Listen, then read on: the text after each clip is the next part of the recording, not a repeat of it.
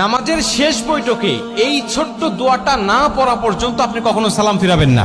যতদিন আপনি বাঁচবেন, যতদিন আপনি নামাজ আদায় করবেন, ততদিন পর্যন্ত নামাজের শেষ বৈঠকে আপনি এই ছোট্ট দোয়াটা পাঠ করবেন, এরপরে আপনি সালাম ফিরাবেন। এতে কি হবে? প্রথমত আল্লাহ পাক আপনাকে ঈমানের সাথে মৃত্যু দিবে। আপনার মৃত্যুটা যখন হবে তখন ঈমানের সাথে মৃত্যু হবে। আর কোনো ব্যক্তির মৃত্যুটা যদি ঈমানের সাথে হয়ে যায়, ভাই, ওর দুনিয়ার জমিনের কিচ্ছুর প্রয়োজন নাই। কারণ শেষ মৃত্যুটা তার হয়েছে ইমানি অবস্থায়, মানে সে মুসলিম হয়ে, ইমানদার হয়ে সে দুনিয়ার থেকে বিদায় নিয়ে চলে গেছে। ওর কবরেও শান্তি, পরকালেও শান্তি, হাসরে, মিজানে, ফুলসিরাতে প্রত্যেকটা ধাপে সে মুক্তি, এবং আল্লাহ পাকের কমপক্ষে 10টি পৃথিবীর সমান একটি করে জান্নাত তার জন্য আল্লাহ ওয়াজিব করে দিবেন। কারণ শেষ মৃত্যুটা তার হয়েছে ইমানি হালতে। সাহাবীদের মধ্যে অনেকেই ছিল যারা শেষ অবস্থায় ঈমান গ্রহণ করে তারা জান্নাতি হয়ে গেছে। আবার অনেকেই আছে রাসূল সাল্লাল্লাহু আলাইহি ওয়াসাল্লামের সাথে থেকেছে, নবীজির সাথে নামাজ পড়েছে, কিন্তু সে মুনাফিক হয়ে, বেঈমান হয়ে শেষ বিদায় নিয়েছে। আল্লাহ পাক তাদের জন্য জাহান্নাম অবধারিত করে রেখে দিয়েছে। ঠিক তেমনি ভাবে মানুষের শেষ অবস্থাকে আল্লাহ পাক বিবেচনা করে। ঈমানদার হয়ে মৃত্যুবরণ করতে পারলে তার জীবনের কিচ্ছু প্রয়োজন নাই।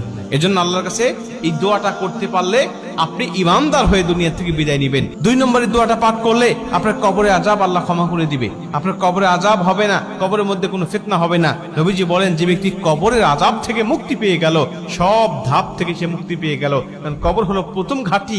এই ঘাঁটি থেকে মুক্তি পেয়ে গেলে আল্লাহ পাক সব ঘাঁটিতে তাকে মুক্ত করে দিবে এবং তাকে জান্নাত দান করবে। এবং 3 নম্বর হলো আল্লাহ জাহান্নামের আযাব থেকে, জাহান্নামের কষ্ট থেকে, জাহান্নামের পীড়া থেকে আল্লাহ তাকে মুক্তি দান করবেন। এবং 4 নম্বর হলো দাজ্জালের ফিতনা থেকে আল্লাহ পাক তাকে হেফাজত করবেন। ভাই, দাজ্জালের ফিতনা হলো পৃথিবীতে আদম আলাইহিস সালাতু ওয়াস সালাম থেকে শুরু করে আমাদের নবী মুহাম্মদ রাসূলুল্লাহ সাল্লাল্লাহু আলাইহি ওয়াসাল্লাম পর্যন্ত যত নবী রাসূল এসেছে, সমস্ত নবী রাসূল এই দাজ্জালের ফিতনা থেকে তার উম্মতকে সতর্ক করেছে।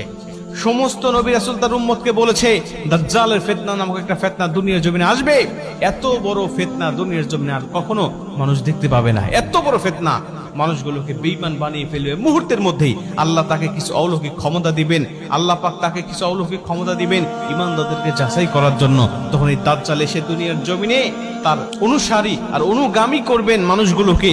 বিভিন্ন ক্ষমতা আল্লাহ তাকে দেখাবেন, ওই ক্ষমতাগুলো মানুষগুলোকে দেখিয়ে দেখিয়ে সে পথভ্রষ্ট করবেন। এই জন্য আল্লাহ পাকের কাছে এই দোয়াটা করতে পারলে আল্লাহ সেই আযাব থেকে বা সেই ফিতনা থেকেও আপনাকে মুক্তি দান করবেন।